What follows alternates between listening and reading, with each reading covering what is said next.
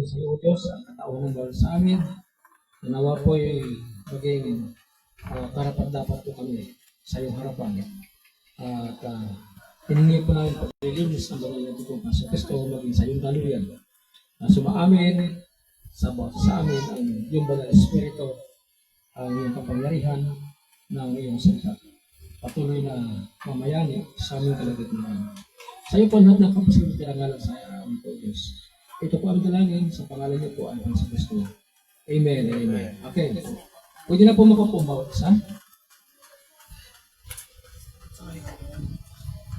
Okay, so ating tutuloy ang ating pong pag-aaral about sa last things. Tungkol po sa mga huling bagay na darating sa mundong ito.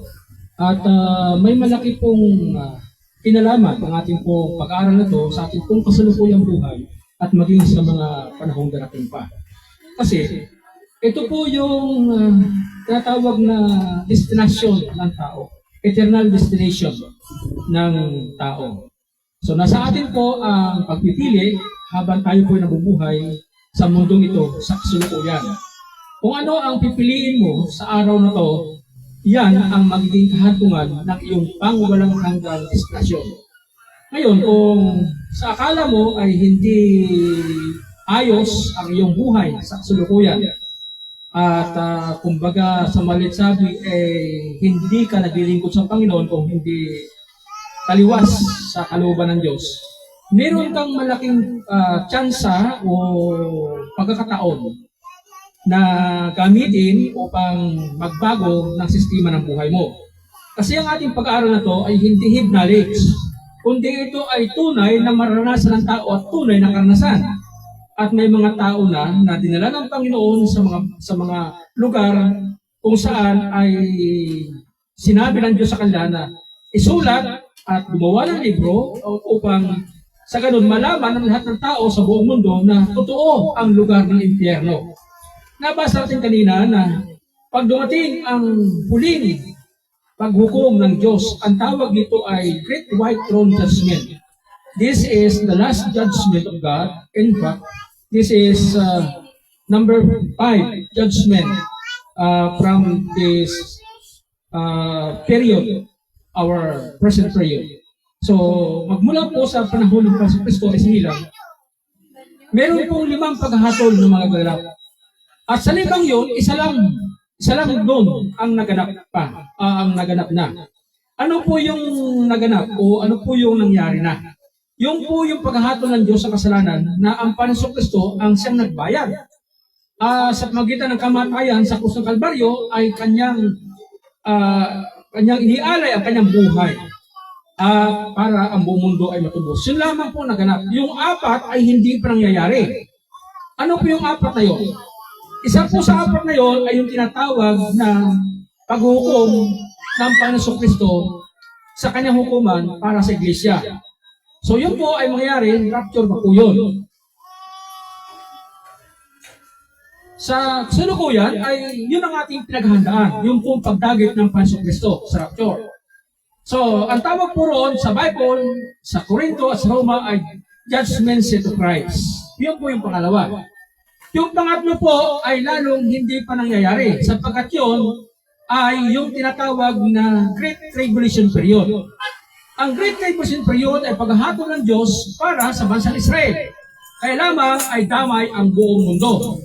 At ang dakilang kapighatiang ito, bagamat para lang sa bansang Israel, para sila ay supili ng Diyos at parusahan ng kamay na bakal, gayon pa man, kung sila'y bayan ng Diyos, ay ingatan din sila ng Diyos. So, ang pangatlong paghahatol na to ay literal at physical na mangyayari sa buong mundo. Ang tinatawag na Great Tribulation Period. Hindi pa nangyayari, mangyayari pa lamang. Yung rapture, hindi pa nangyayari, mangyayari pa rin lang. So, still future. So, yung pang-4 na paghahatol ay yung tinatawag na judgment for the living nation. Yung po yung nakalagay sa Matthew 25, verse 30, 31, something like that, or 32, ng Matthew 25. So, ang paghahatol na yon ay para sa mga survivor sa Great Tribulation Period. Yung lahat ng tao nakasurvive, hindi namatay, hindi rin sila nagpasakop kay Antichrist at natatakan ng 666. Mga survivor sila.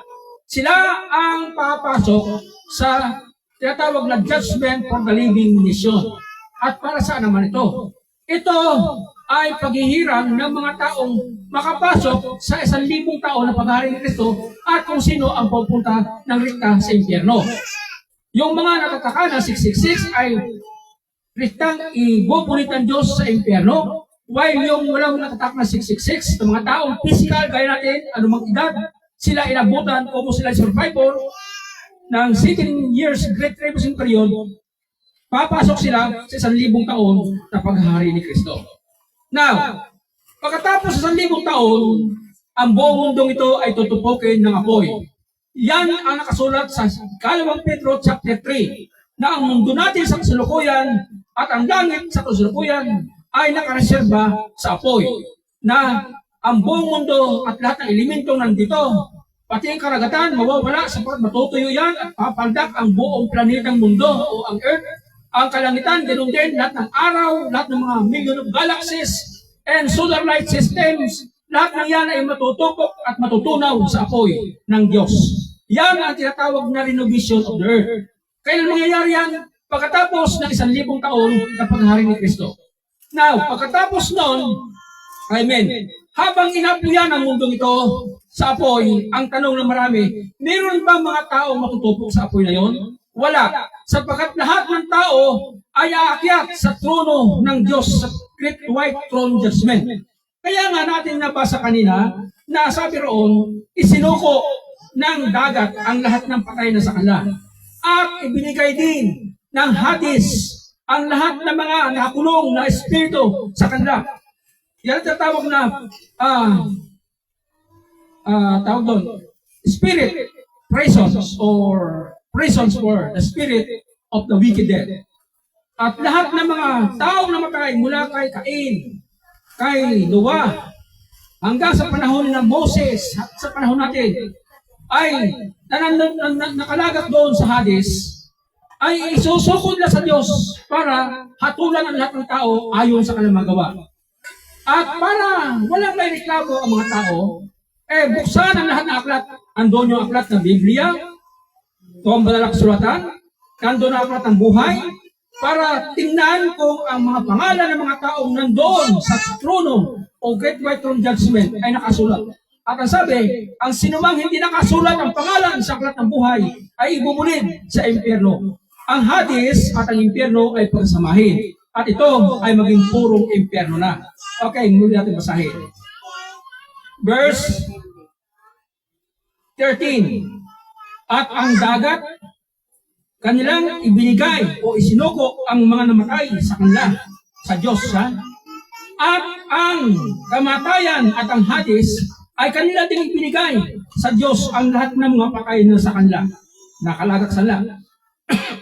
At sila ay hinatulan bawat isa, bawat tao, ayon sa kanilang mga gawa. And verse 14. At ang kamatayan at ang Hades ay pinagsama sa impyerno, ibig sabihin pinag-isa na. Ito ang pangalawang kamatayan. Verse 15. Ang sinumang hindi nakasulat ang kanilang pangalan sa aklat ng buhay, sila ay ihahagis sa dagat-dagatang apoy o sa impyerno. Malinaw.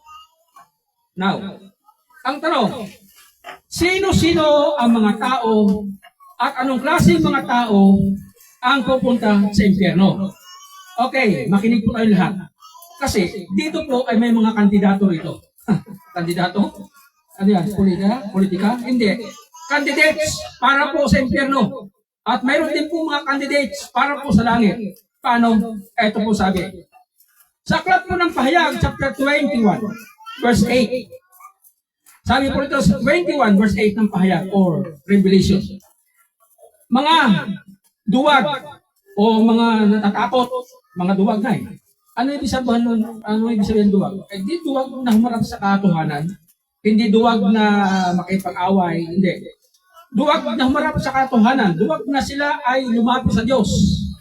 Okay, takot sila. Mga hindi manampataya. Mga kasuklam-suklam. Mga mamamatay tao. Mga manggagaway. at mga sorcerers, mananamba sa Diyos-Diyosan, lahat ng sinungaling, at lahat ng ito ay mayroon silang bahagi sa niningas na apoy at asopre. Ito ang pangalawang kamatayan. Ang tawag ay impyerno. So, sino ang kandidato? Yung mga duwag na marap sa katotohanan, ayaw nilang sumuko o mag-respond sa Ebanghelyo. Yung mga hindi mananampalataya, malinaw yun. Yung mga gumagawa ng kasuklam-suklam at saka pagpatay, murder or murderers. Ano ba yung murderers? Pinag-aralan ko po, ayon po sa Banal na Sulatan, kung ano po yung talagang saktong murderers. Ang mga mamatay tao pala na tinutukoy sa Bible, hindi lamang yung pumapatay, na talagang personal mong pinatay yung tao, kapatao. Hindi lamang pala yun. Kundi yung mamatay tao ay, yun din po mga nagbibigay ng, tawag doon, ng mga awards o ang tawag doon, kabuya, na kung sino makapatay ay, kaya nga maraming mga hired killers. Kasi sila inupahan para pumatay ng tao. So yung nag-upa, hindi riktang pumatay, pero umupa sila para patayin yung kapatao. So murderers din po yun. Isa pang matinding murderers sa mga babae naman. Ano naman yung abortion? Yung pong inaagas yung kanilang mga pitos, yung mga bibi sa kanilang mga tiyan, para huwag matuloy yung pagbubuntis, inaagas nila. It consider also as murderer. Sapagkat yung walang kabuang-buang na buhay sa sinapupunan mo ay yung inaagas, pinapatay mo. So, murderers din po yun. Now, mayroon bang katunayan sa Bible yan? Meron. Meron. So, kaya po, ang sinatawag na murderers, eh, nakakatakot po yan. Lalo tigit sa mga nanay, yung mga kabataan ngayon, lalo tigit ng mga sitwasyon natin sa mga late generations, batang-bata pa ay nagbubuntisan sila para huwag mapagalitan ng magulat, di mapansin, ina-abort, ito ay inaagas. Pumapasok sila sa kasalanan ng pagpatay. Sapagkat pinapatay nila ang sanggol sa kanilang sinapupunan na may buhay. So wala kang karapatan na kitilin ang buhay na yan. E di, sapagkat ang lahat ng tao, lahat ng kaluluwa, nag-i-exist sa mundong ito. So ginagamit yung mga tao yun, yung mga babaeng yun na mag-exist sa buhay, subalit pinapatay nila. So they are considered as murderers. Now, isa pa nakakatakot mga kapatid. Sa langit, gaya ng aking pong pagtuon na ito'y nabasa ko, hawak ko yung dokumentong ito, galing po sa internet. May mga tawag doon, may mga nanay na mga nagsisipag-agas ng kanilang mga titos.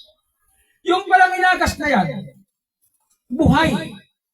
Hindi sila totoong patay. Yung namatay na sa kanila ay yung katawan nila bilang pitos. Pero yung buhay na nag-exist sa sinapupunan na kaya na, tuloy-tuloy po yun. Buhay po yun. May buhay. Oh, pagdating po sa kabilang buhay, spirit world ang tawag, eh, sila po ay nasa sinapupunan ng Diyos sapagkat mga inosente po sila eh. Nakapagtataka, dito po sa dokumentong ito, nabasa ko na yung mga pitos na yon na inagas ng kanilang mga ina, ng kanilang mga magulang. Kung halimbawa, yung tatay, yung lalaki, siya yung nagpupursige para agasin yung pitos. Kasama din siya sa murderer. Silang dalawa nung nanay, murderer din sila. Ngunit yung pitos na inagas, hindi totally patay sapagkat may buhay at may kaluluwa. Kaya siya ay nasa pinupupunan ng Panginoon Kristo sa paraiso. Ano nangyari sa kanila? They are under custody of those angels. Meron pong anghel na katalaga sa kanila. Tinuturuan sila. Yun niya lang. Lagi sila nagtatanong, makikita ko po ba ang aking nanay, ang aking pong tatay dito sa lugar na to? Sasabihin ng anghel, kung sila ay tatalikod sa kasalanan at tatanggap sa Panginoon Kristo, magkikita kayo rito sa lugar na to. Pero kung hindi, maghihiwalay kayo ng lugar. Pupunta sila sa impyerno. Ikaw ay manatili dito sa kaharian ng Diyos. Kung sila ay mga Kristiyano, halimbawa, naagas yung sanggol, hindi mo naman tagay naagas, sa dal naagas. Ano ang ibig sabihin nun? Buhay yung sanggol na yan. Kaya kami ni Mrs. naagasan ko kami. Hindi namin sinasadyang si Cherry, hindi po yung panganay. Meron pa. Sa agas po siya. Lalaki. Buo na po siya eh. Nakikita na po yung mga organs niya. At yung mga daliri, hiwa-hiwalay na po. 3 months ba yun eh? 3 buwan. Buo na pala ang fetus. Makaklaro mo siya kung babae o lalaki. Nung una, wala akong alam na akala ko ganun lang yun. Nitong bandang huli, habang ako po ay nag-aaral ng Barsuatan, doon ko napagtanto na yung fetus na yun, na naagas, na napupunan ni Mrs. ay talagang may buhay na. At sa kasulukuyan, siya ay nasa sinapupunan ng Panginoon sa Kristo. Ngayon, kung kami tuloy-tuloy mag-asawa, maglingkod sa Panginoon, makikita namin siya. Ipapakilala ng Panginoon Kristo sa amin ang batang yon at siya rin ay ipapakilala na kami ang kanyang magulang. Ngunit, sad to say, doon sa mga singgit na sila ay nag-aabort ng kanilang mga sanggol, ng kanilang mga pitos. Kapatid, ngayon pa lang, kung nakikinig ka, maging sa live streaming na to at may nangyari sa buhay mo, ngayon pa lang, humingi tawad ka sa Diyos. At kung hindi, malaking, malaking kaso, kumbaga, sa Diyos, o sa harapan ng Diyos, yung ginawa mo yan. At walang sinumang abogado na makapag-absuelto ng kaso ng tao sa impyerno. Maliban na lamang ang Panginoon sa Kristo. Ayun, kung ang tao ay lalapit sa Panginoon sa Kristo at maghihinging tawad sa lahat ng kanyang ginawang kasalanan, ano man yan, murders man yan, pagnanakaw man yan, covetous man yan, ang Panginoon ay bukas ang kanyang dalawang kamay, tanggapin ka upang ikaw ay baguhin. Kung yan ay lalapit ka sa Panginoon sa Kristo at huminging tawad. Nakalulungkot mga kapatid na masabi ko sa inyo, sa impyerno, gaya na natin nabasa sa Marcos 9 noong mga nakaraan, na ang uod sa impyerno ay napakalalaki. Sila ay humahaba ng 6 hanggang 8 pulgada ang haba ng mga uod. Ang lalaki nila. Ang iba pa sa kalay, halos malaahas na. Ang laki, halos kasi laki ng baraso ng bata na pumapasok labas sa katawan ng tao. Ito ang pagtuon ng ilan sa mga nakakita at dinala ng Panginoon sa impyerno. Sabi nila, sa aming pagpapatuloy, nakita namin ang libu-libong mga tao na nasa paghihirap. Sa tuwing may isang kaluluwa na nakakita sa Panginoon, pilit nilang inaabot siya ng kanilang mga napakapayat na mga kamay. Napansin ko ang isang babae na nagpasimulang sumigaw nang makita niya si Jesus. Sapagkat ang Panginoon ay dumalaw sa impyerno kasama ng 7 kabataang ito na taga-Colombia. Now, ano ang sabi ng babae ito? Sabi niya, humihiyaw siya. Sabi niya, Panginoon, pakiusap. Mahabag ka sa akin. Alsin mo po ako sa lugar na to.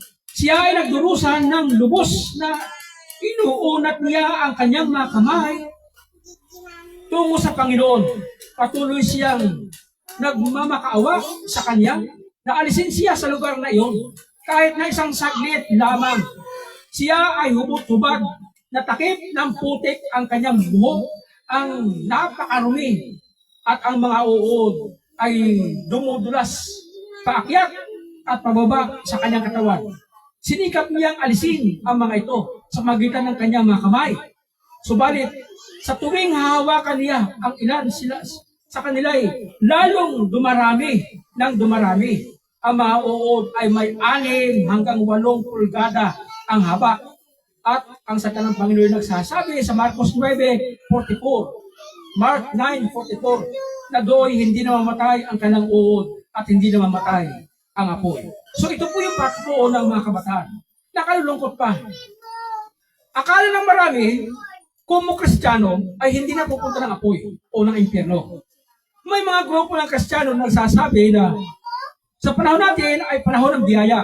Kaya sa panahon ng biyaya, hindi na po pwede ang Kristiyano ay pupunta pa ng impyerno sapagkat tayo ay tinubos na.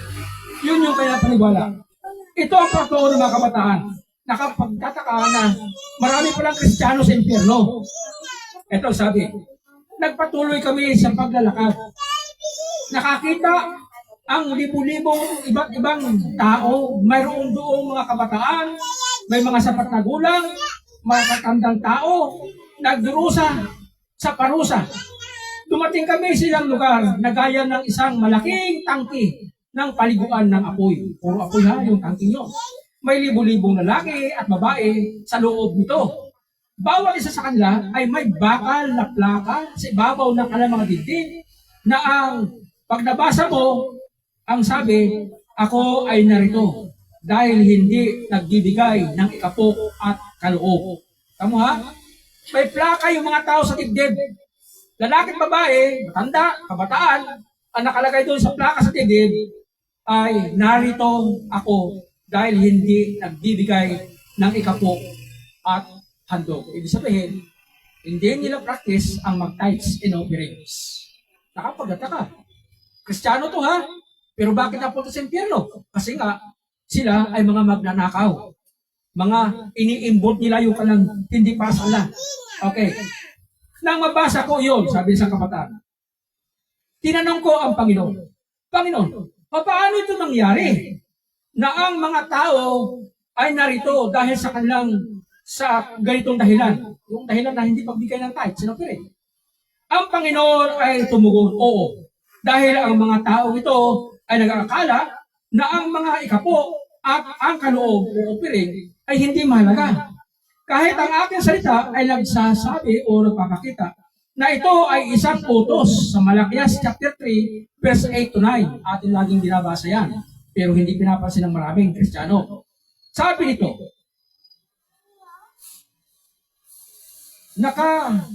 nakaunawaan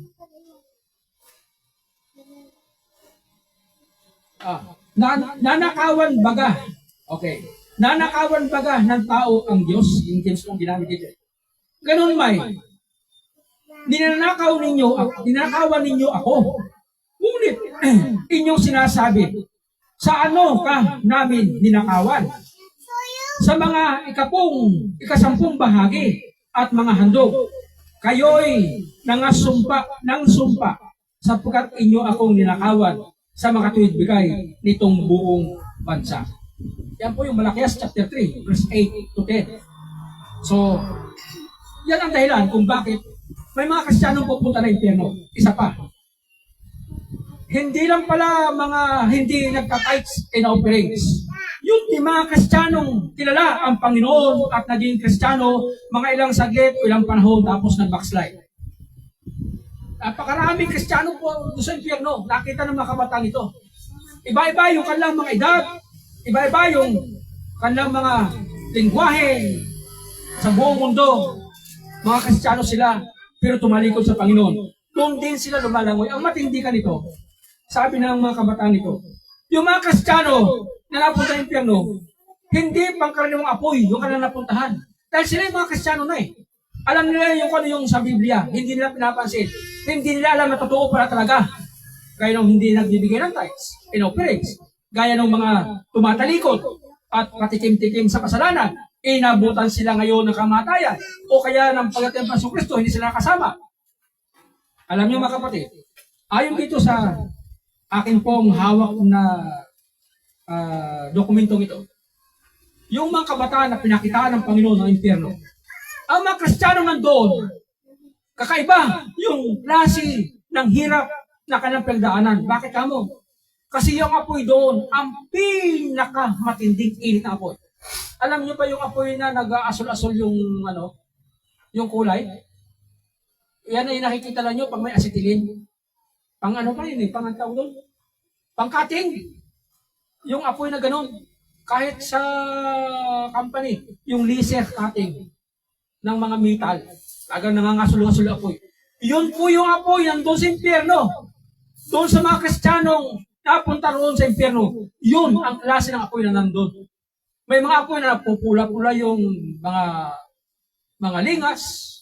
Iba't ibang klaseng degree ng apoy ang nasa impyerno. Pero, iisa pa rin lugar, impyerno pa din. Ang putik doon ay napakasangsang ng amoy. Kung ano yung tao na hindi mo nilibing at nangamoy, ang kanyang laman ay nabubulok, ganon ang amoy ng mga putik doon. Bakit kamo? Kasi ang katawan ng tao doon ay bumabagsak, natutunaw, bumabalik. Ngayon, naiipon yung mga, kaya yung putik doon ay napakabaho ang amoy at talagang, kumbaga, sa panahon natin ngayon, masusuka ka talaga sa tindi ng amoy ng impyerno. Naghahalo yung amoy na sopre, amoy ng bulok na laman, amoy ng putik, kaya kung hindi mo maintindihan kung anong klaseng amoy, yun po yung impyerno. At yung apoy, wala pong, hindi ho siya namamatay, hindi na pupugnaw. Dire-diretso po siya, forever. Kaya nga sabi ng Marcos sa ating binasa, ang apoy doon ay hindi namamatay. Continuous po. Nakalulungkot lang. Ayon sa patoo ng 7 kabataan ito, maging si Mary Baxter. Sino ba itong Mary Baxter? Ito po ay isang tawag doon, isang American woman, I think, way back 1976, nung siya po naging Christian. Dinala ng Panginoon sa impyerno, sapagkat siya ay nag-aayuno at nanalangin, sabi ng Panginoon sa kanya, dadalhin kita sa impyerno. Bakit, Panginoon?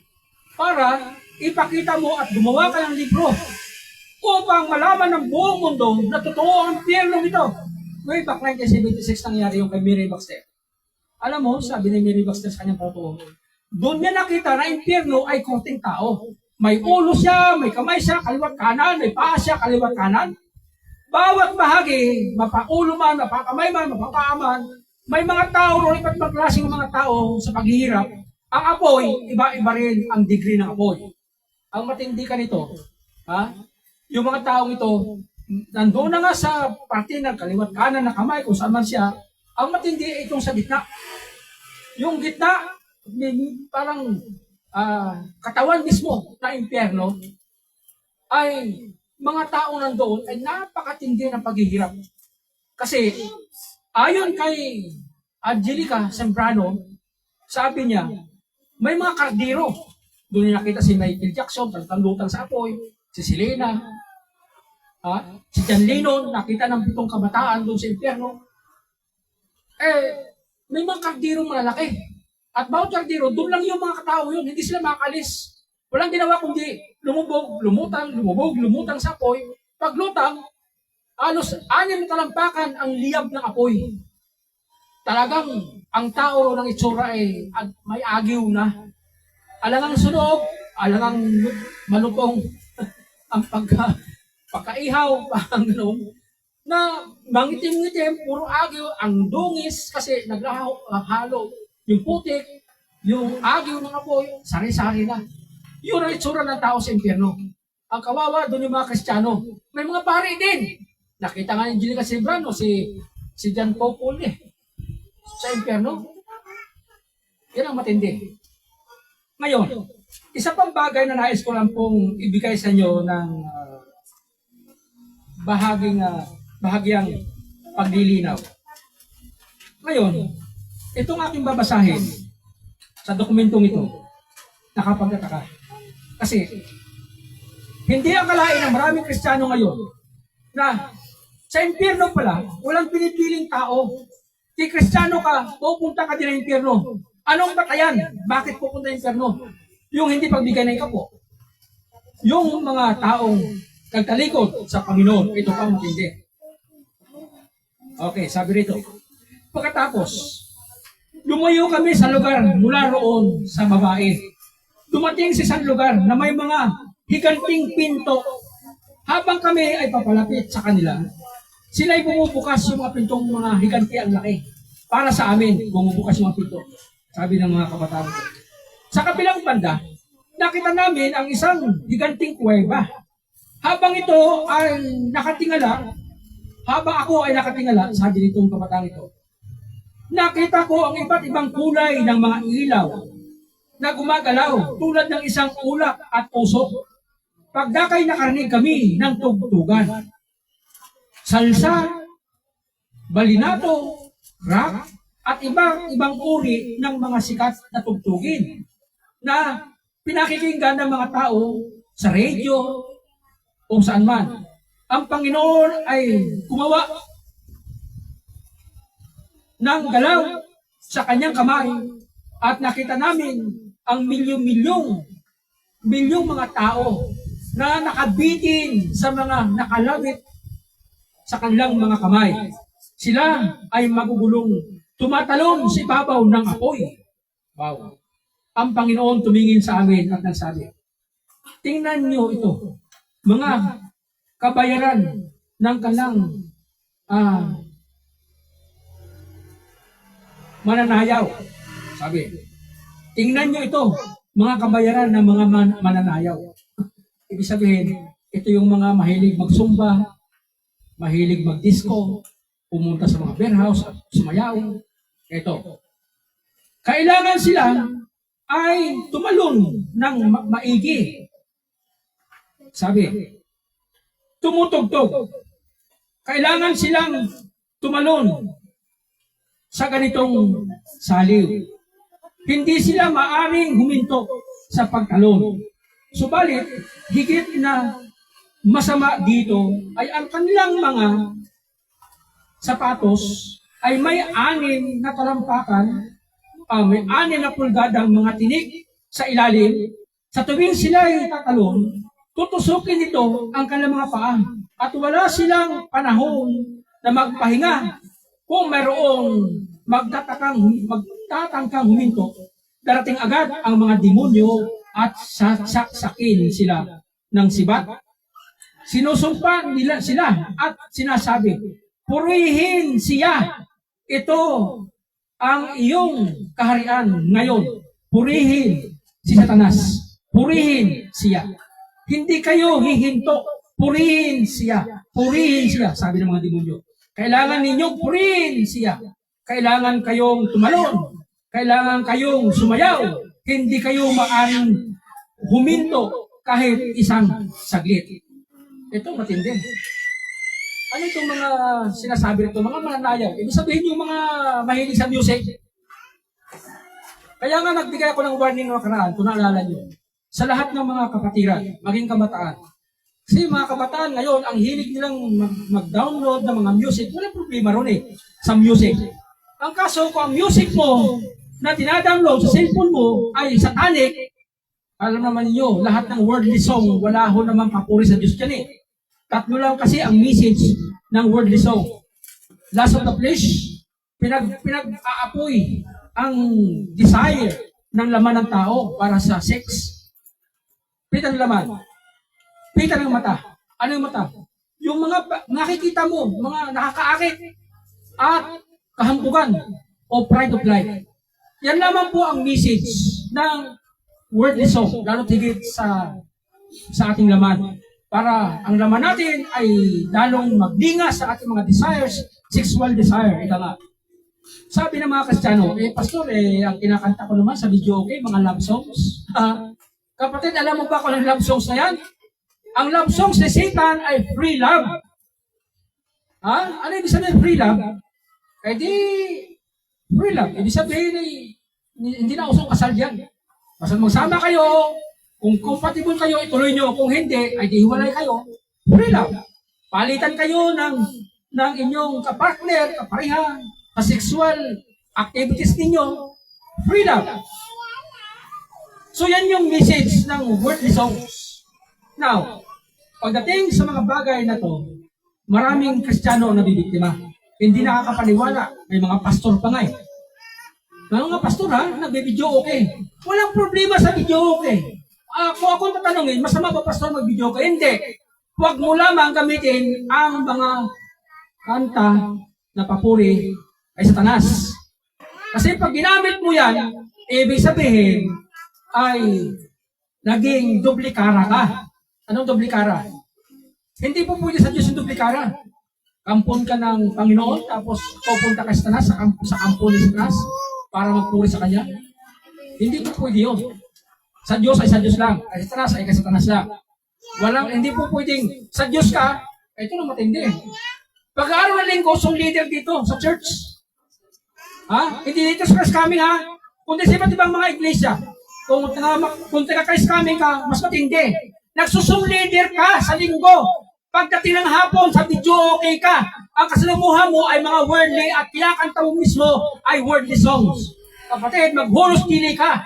Sa buhay mo, baka hindi mo alam, nakalaan na ang impyerno sa'yo. Ang liyab ng apoy sa impyerno ay nagngangalit at naghihintay sa'yo.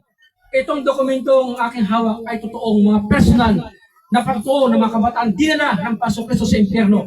At nakita niya ang napakaraming Kristiyano, mga kabataan. Hindi pwedeng huminto sa pagtatalon. Ang matindi ka nito, hindi ba yung sapatos natin ay may mga swilas?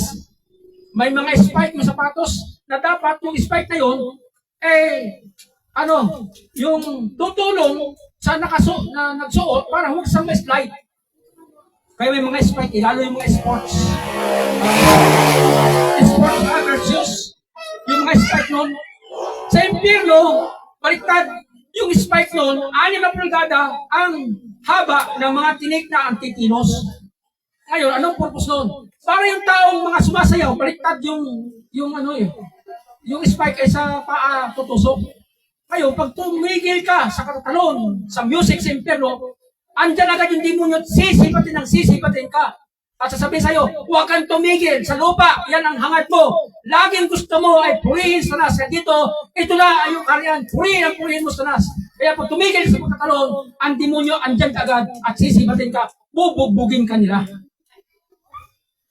Yan ang parusa na haharapin at maranasan ng mga taong mahilig magpuri kay Satanas. Ngayon, tanong na marami, Pastor, sa Biblia ba yan? Na hindi pwedeng umawit ng mga awitin para sa mga videoke o awit lang naman yan, kapatid. Nagkamali ka. Iisang dila mo. Hindi pwedeng dumuble ang dila ng tao. Isang dila para sa Diyos. Isang dila para sa demonyo. Walang ganun. Saan di mabasa yan? Santiago. Okay? Ano sabi Santiago chapter 3? Mula po sa talatang 6. Meron ba kayong Tagalog Bible? At gusto niyo ba tulungan ako para basahin ko? Okay, basahin natin.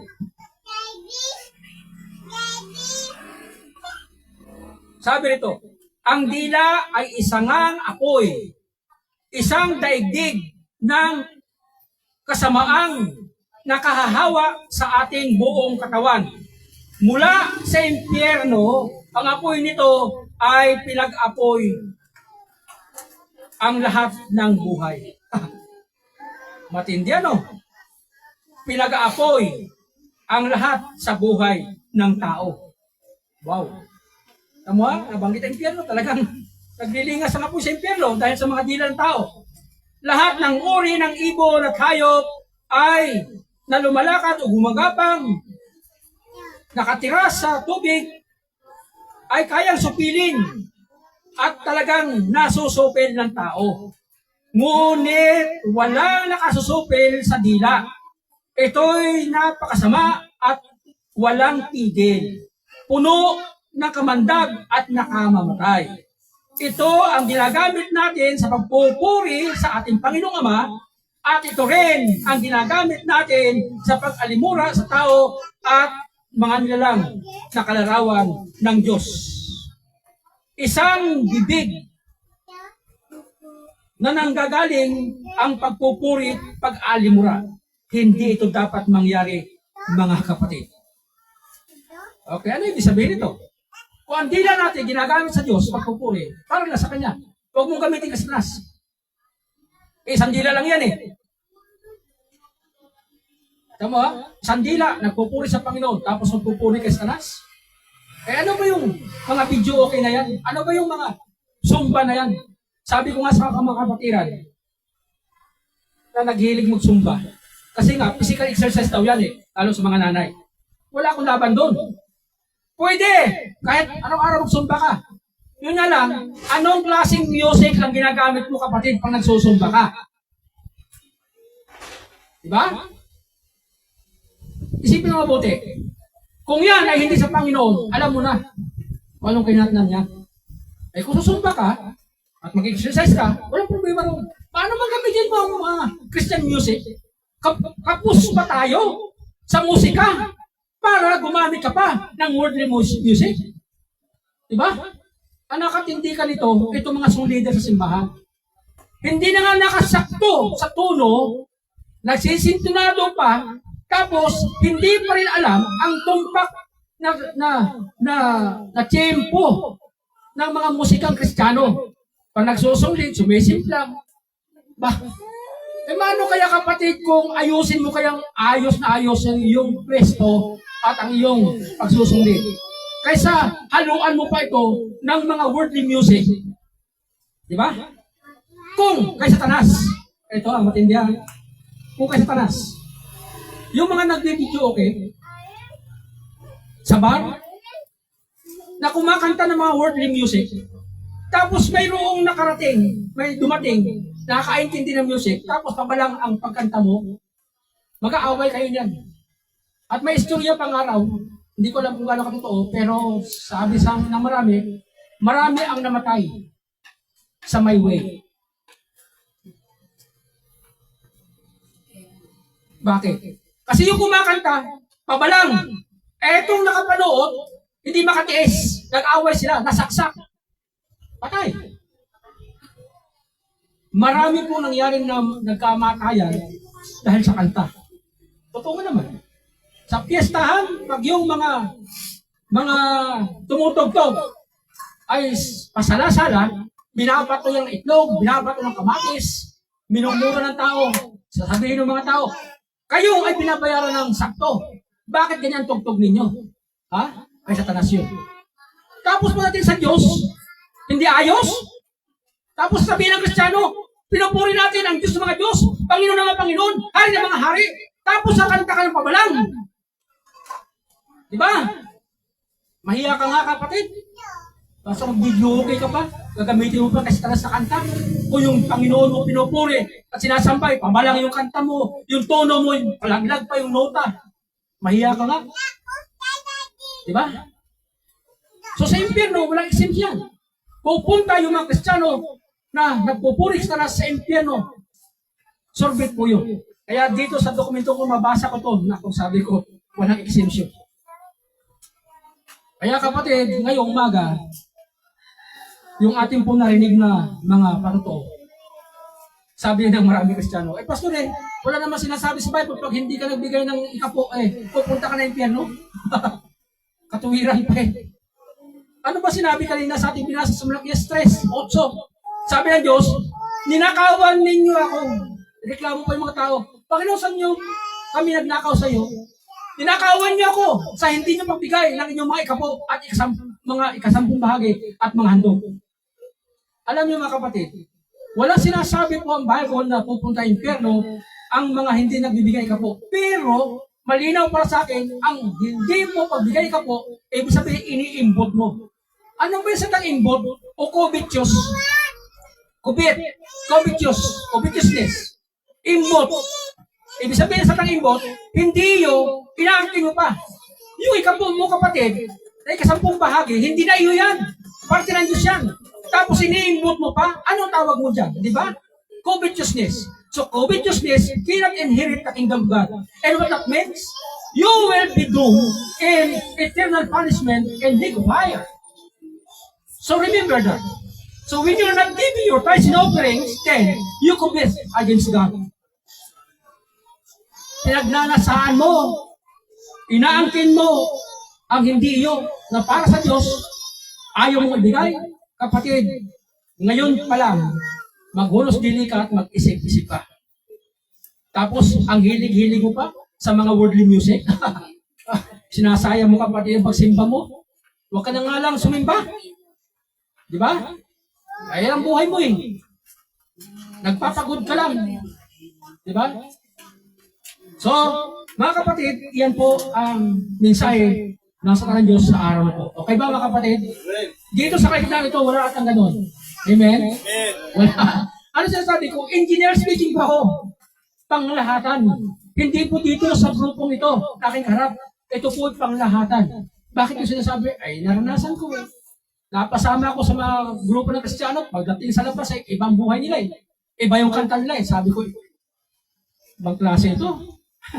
Mga Kristiyano yan Pare-parehas kami mga pastor. Ang turing. Pagdating sa birthday yan, nag-video okay doon, salang din sila. Mano bang ipakanta mo, i-video mo yung Christian songs? Yan nga lang yun Maigi pag ano ka pa. Pambihira ka naman Ano mo ang klaseng pagka-Kristiyano mo? Diba? Mga pastor. Song leader pa ka mo, good church. Ayabang pa ka mo, oh. Talagang proud na proud siya kasi song leader, magandang boses niya eh. Okay, magandang boses mo, kapatid, stili ka. Pupunta ka ng impyerno pag hindi na bago ang sistema ng buhay mo. Baka akala mo. Duplikara ka eh. Okay, hallelujah, glory to God. Amen? Ito po yung mga kandidato na pupunta ng impyerno. Ngayon, ang laki pa ng tsansa mo kapatid, magbago ng buhay. Ang laki-laki pa ng tsansa mo, rebellion. Ngayon pala, mag-modus lili ka na at baguhin mo ang sistema ng buhay mo. Kung ano ang iyong pasya ngayon, may kinalaman yan sa pangwalang hanggang destinasyon mo. Kaya gusto mo mababago ang sistema ng buhay mo at mabago ang destinasyon mo, ngayon pa lang magpasya ka ng ayos at baguhin mo ang sistema ng buhay mo sa tulong ng Panginoon Jesucristo. Amen ba mga kapatid? Tayo natin isang puto ngayon at pinangalan. Hallelujah. Glory to God. Amin Diyos amang makapangyarihan sa lahat. Salamat po sa araw na to. Salamat po sa mga salita na nagsasabi at talagang kayo ay Diyos na banal. At hindi po niyo tinutunrik anumang mga bagay ng kasalanan sapagkat malaki at maliit na kasalanan, iisa ang pagtutunguhan, kamatayan at sa impyerno. Panginoon, sa araw nito, tulungan niyo po maging ang mga manampalataya na loob sa araw nito. Yung mga mahihilig sa mga music, sa TikTok, sa Zumba, sa video okay. Panginoon, sa sandali ito, giyagising sila ng Banal Espiritu at tulungan niyo po na ang aming buhay ay maging karapat-dapat sa inyo lamang pangalan. Ang salita niyo rin nagsasabi na darating kayo sa isang maluwalhating iglesia. Ang datnan niyo isang iglesyang walang dungis, walang kapitasan, walang kulubot o anong mansa sa buhay. Sapagkat ang tawag ay Glorious Church. Yan ang klase ng iglesia na iyo pong daragnan. Tulungan niyo po, Panginoon, ang iglesyang ito, talatigit mga sa bandila ng Krisis kaming. Nawa po kaming mga sa bandilang ito ay tiyakin namin kami ay makasama sa pagdating namin Panginoon Kristo. Salamat sa iyo, Diyos. Lahat ng ito ay sa inyong pong kapasamang karangalan. Ito po ang dalangin sa pangalan niyo po, Panginoon Kristo. Amen. Amen.